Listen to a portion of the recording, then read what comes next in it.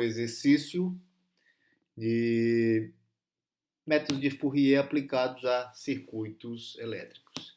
O exercício pede o seguinte: calcule os 3 primeiros termos não nulos para a série de Fourier cujo sinal é dado. E aí é uma onda triangular, cuja amplitude é 281,25, que multiplica π ao quadrado milivolts, dado do problema, né? E cujo período é igual a 200 π milissegundos.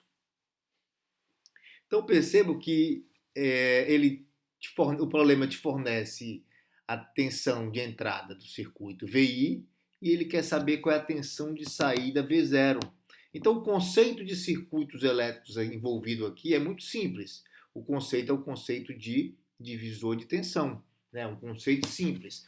O que é que torna o exercício um pouco complexo?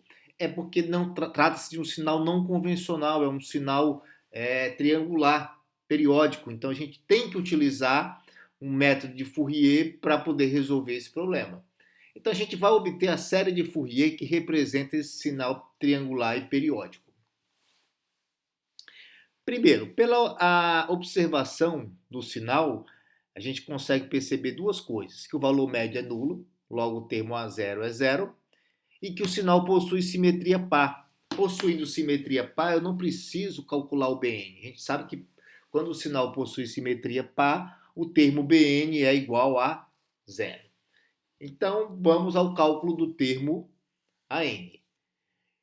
Então, a partir da simples obtenção da equação da reta, eu consigo obter a função que representa esse sinal, né? Então, a função aí foi obtida a partir da equação dessa reta. E a partir do período que foi dado no problema, eu consigo obter a frequência ômega zero. Né? Eu consigo obter a frequência ômega zero. Então, ômega zero é igual a 10 radianos por segundo. Então, perceba que aqui eu tenho 1 sobre o período, e o período foi dado no problema. 200 π vezes 10 a menos 3, porque o período está em milissegundos. Então está aqui o nosso problema armado, né? Realmente o que a gente vai ter que se concentrar nesse problema é determinar quem é a N. Né? Aproveitei o fato da simetria par, então eu tenho 4 sobre o período, ao invés de integrar de menos t sobre 2 a mais t sobre 2, eu integro de 0 a t sobre 2, utilizando a simetria par. E nesse intervalo o sinal é representado por essa função. Então, como eu tenho um somatório dentro do parênteses ali, a função é representada por uma soma de dois termos, desculpe, não é um somatório, mas uma soma de dois termos, eu posso dividir em duas integrais, né, com os mesmos limites de integração. Então o problema agora passa a ser puramente matemático. Então, matematicamente, são duas integrais. A segunda é uma integral simples de resolver, mas a primeira é uma integral um pouco mais complexa. Mas a gente pode pegar as tabelas de integrais e essa integral é uma integral tabelada. Então está aqui a primeira integral, tinha comentado que era uma integral mais complexa. Aqui aparecem os limites de integração, 0 a t sobre 2. E a segunda integral é uma integral simples, né? Integral de cosseno é o seno. Também aparecem ali os limites de integração, de 0 a t sobre 2. Então agora eu vou resolver. Resolvendo aqui, aplicando os limites de integração, eu chego nessa expressão que aparentemente é uma expressão complexa, mas que a gente pode simplificar. Por quê? Porque aparece o segundo e o quarto termo, que são termos em seno de nπ. Então perceba que se n for 1, eu tenho seno de π. Seno de π é 0. Se n for 2, seno de 2π é 0. Se n for 3, seno de 3π é 0. Então são termos que são nulos. Então eu consigo simplificar essa expressão. Então An simplificando é dado por essa expressão, em que eu tenho entre parênteses 1 menos cosseno de nπ. Percebam que quando n for par, o termo entre parênteses é nulo, porque 1 menos 1 vai ser 0. Então, quando n for 2, por exemplo, a gente sabe que cosseno de 2π é 1. 1 menos 1, 0. Quando n for 4, Cosseno de 4π é 1. 1 menos 1, 0 também. Então, aqui eu posso dizer que a n é dado por essa expressão e que a n é 0 quando o n for par. Então, eu só vou ter o quê? Harmônicos ímpares. Aqui estão os coeficientes. A1, A3 e A2. De tal forma que a expressão, a série de Fourier, os 3 primeiros termos da série de Fourier que representam o sinal de entrada estão dados aqui, tá? No domínio do tempo. O que é que eu tenho que fazer agora para obter V0 de t? Então, o que ele pede é o sinal de saída, V0 de t. Aplicar o conceito de divisor de tensão. Então, está aqui o conceito de divisor de tensão, a equação, utilizando esse conceito, e eu tenho que multiplicar essa impedância complexa por aquele sinal ali. Então, perceba que essa impedância complexa que vai ser multiplicada, para cada frequência ela tem um valor distinto, né? Então, eu vou ter que, quando estiver na frequência do primeiro harmônico, tenho que considerar a reatância capacitiva para essa frequência. Quando eu estiver multiplicando pelo terceiro harmônico, eu tenho que considerar a frequência do terceiro harmônico. Quando eu estiver multiplicando pelo quinto harmônico, eu tenho que considerar a frequência do quinto harmônico. Então, a minha impedância complexa para cada harmônico está dada aqui, né? Está dada. Que nada mais é do que um fasor também. Eu posso representar na forma polar. E aí eu consigo agora realizar essa operação fasorial e eu chego no meu sinal V0 de t, os 3 primeiros termos não nulos desse sinal, em milivolts. Então vamos agora ao próximo exercício. Então é um exercício que não é diferente do primeiro. Eu tenho novamente um sinal periódico, agora eu tenho uma onda quadrada, né?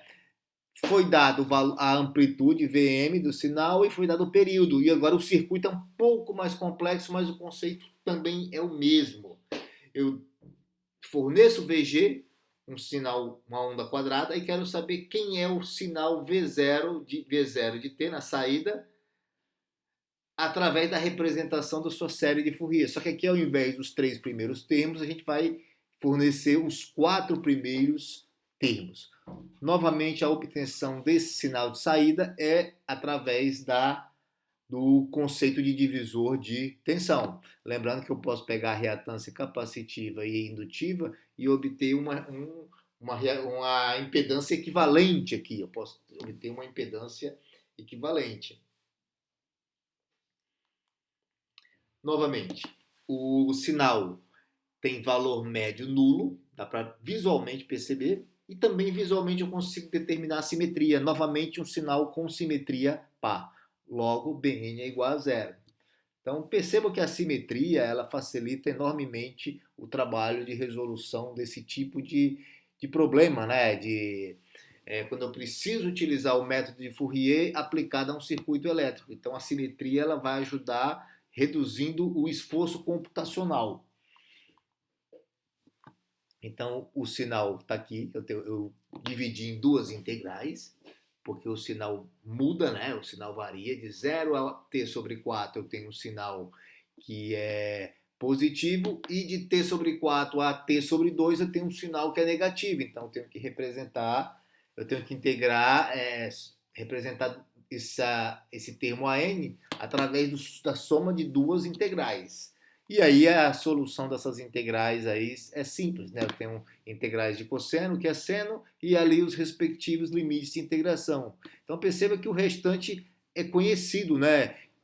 T, o período T, foi dado no problema. Vm, foi dado no problema. Ok?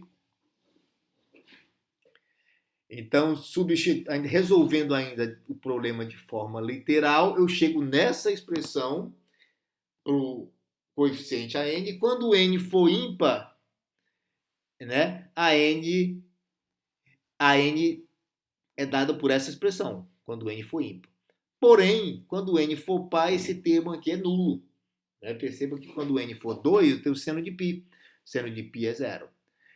Quando n for 4, eu tenho o seno de 2π. Seno de 2π também é zero. Então, quando o n for par, termo é nulo. Então, novamente, eu tenho agora os harmônicos, continuo tendo os harmônicos ímpares, né? A1, A3, A5, A7. Então, aqui eu tenho os 4 primeiros termos não nulo para o sinal de entrada. Então, peguei o sinal, a onda quadrada, peguei a onda quadrada e estou representando através da série de Fourier, uma soma de termos em cosseno. O termo em seno não aparece por causa da simetria, né? O que eu tenho agora que fazer para obter V0? Eu tenho simplesmente que utilizar o conceito de divisor de tensão. Então, eu tenho que multiplicar esse sinal pela impedância complexa. Então, fazendo essa multiplicação aqui eu já resumi, eu já simplifiquei, já fiz a multiplicação estou fazendo a multiplicação já pela impedância complexa em cada frequência, né? Em cada frequência, e já representando a impedância complexa na forma polar. Então, nós temos agora o sinal de saída, né? Após aplicar o conceito de divisor de tensão, ok? Então, obrigado por terem assistido o vídeo. Até o próximo.